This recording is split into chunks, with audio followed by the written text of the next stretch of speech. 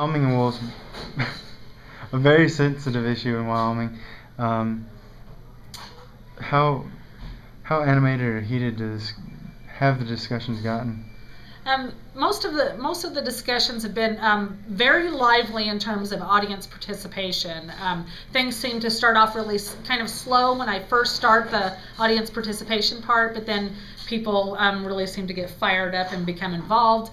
There have been a few times in the 8 public presentations that I've done so far where things have got somewhat heated, and at one point I actually had to insert my body between 2 people that were very strong in their viewpoints and kind of facilitate them out of the heated conversation part of it. So, but things have actually gone very well, but I've actually enjoyed having so much audience participation.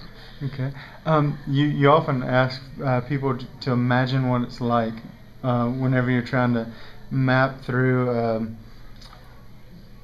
how the views have changed and why. What are you trying to do when you do that? I want people to really put themselves in the position of another person, of another point of view, so that they can try to understand where that person is coming from. So they'll have a good understanding and perhaps some empathy for that position.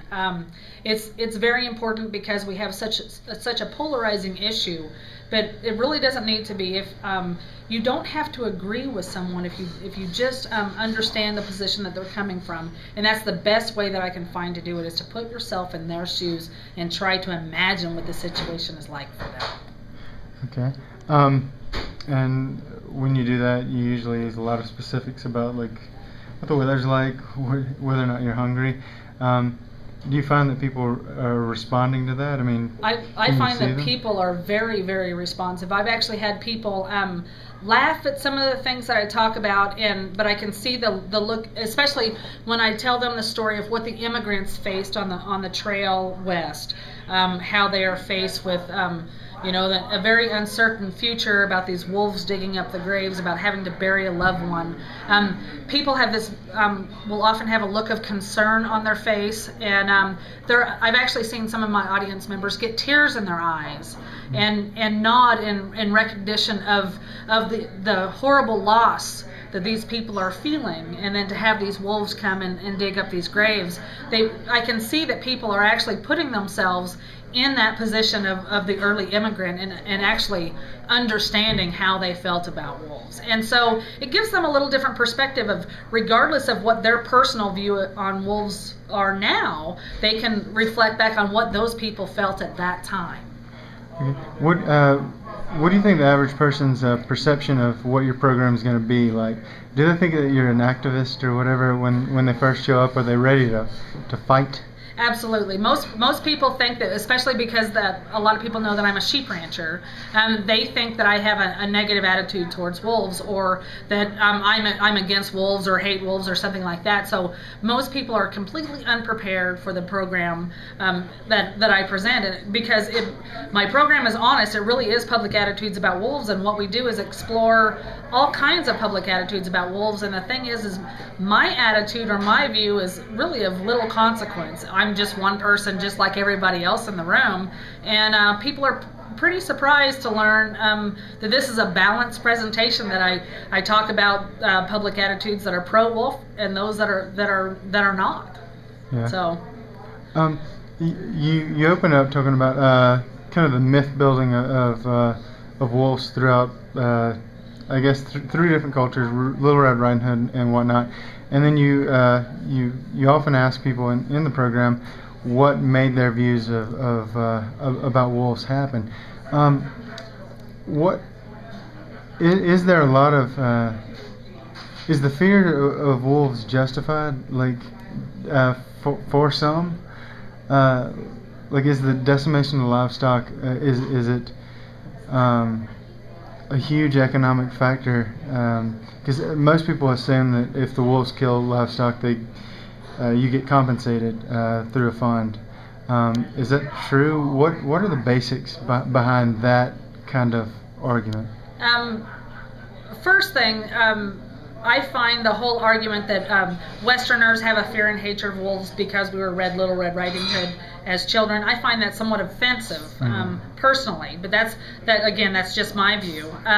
I do not believe that my reading of Little Red Riding Hood had anything to do with my views about wolves, and I feel that that's the case for most of my neighbors who are also ranchers. I believe that a lot of our experiences with wolves are what lead us to the attitudes that we have about wolves, and I also say that one thing that seems to have happened is perhaps absence makes the heart grow fonder. People that don't have any actual interactions with wolves, especially not any that have a negative consequence for the humans, will have a more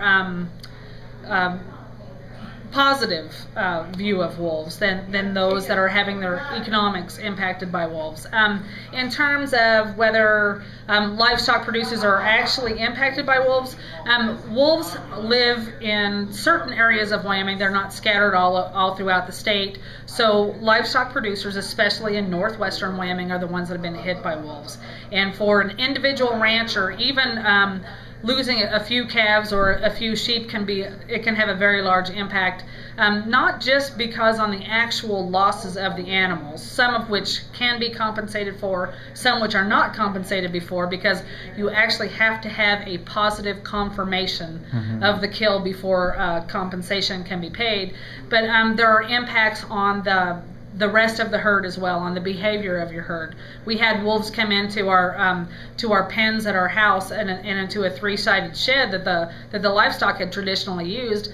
And after the wolves came into the sheep that night, it was another 3 months before we could ever get the sheep to go in that pen and anywhere near that shed. And and our sheep were not constantly harassed by wolves or anything like that. It was really a one-night thing, but the impact of that one night was felt for months ahead. So it can be very substantial. It seems like, or at least my experience with the wolf issue in Wyoming mainly came from teaching English comp at the university. Like, it was a big big topic for a lot of the kids who live there, even if they were like from Lusk. Yes. And they usually had a fairly homogeneous or whatever outlook. I mean, about wolves. Is that I don't want to call it a basic state attitude, but is that just from hearing stories from grandparents and whatnot from when the wolves existed before? To get back to the Red Riding Hood or the ability, because most of us don't have experience with wolves at all, but for people who haven't had experience with wolves but have a visceral reaction, either way, like whether it's positive or negative, where do you think that we derive those? I mean, is it just some kind of romantic ideal or a romantic fear or romanticized fear? That's one thing that this program has taught me from the audience participation, is that we think that there is actually a narrow view of wolves, and I think that there is a much broader view of wolves than what most people expect. We have people that are raised in agricultural communities that often it is the passing on of an attitude from generation to generation to generation, because you'll have kids in a class that will tell you that, well, their granddad or great granddad was one of the people that was responsible for killing some of those wolves early on in Wyoming, because of the impact that wolves had on the ranch operations or agricultural operations at that time. But really the broader perspective that I've been seeing from the general public that shows up for these is everything from it's not so much people that actually have a hatred of the wolf. I have yet to really see that much. It is people that have a problem not so much with the wolf, but with all the governmental regulations or the red tape that seems to come with wolves, or the whole attitude or the notion that these wolves were forced on us, or that we can't have state control, or it's the federal government, the heavy hand of government, rather than the actual wolf that they're dealing with. And then we do have people that look at wolves, hunters, that look at wolves as a trophy game animal, that they are really looking forward to the opportunity to go ahead and harvest one of those. So they're not coming at wolves from a fear and hatred, but somewhat of an admiration for a wild animal.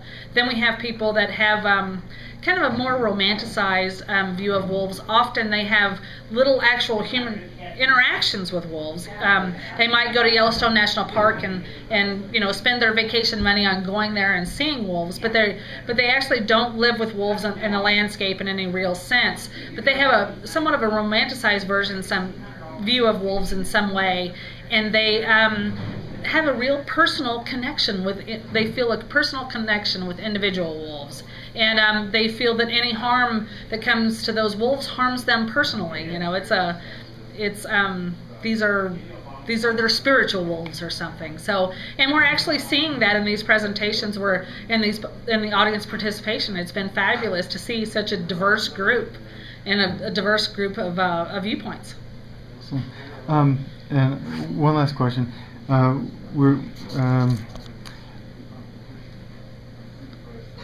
If there are any Wyoming wolves, like the genetic strains left of Wyoming wolves, would researchers be able to tell a difference between those and the Canadian wolves that were reintroduced? Like, is there any shot that one day there might be a pack of the Wyoming pure wolves? Native wolves left? Pure native wolves left in some kind of pocket somewhere.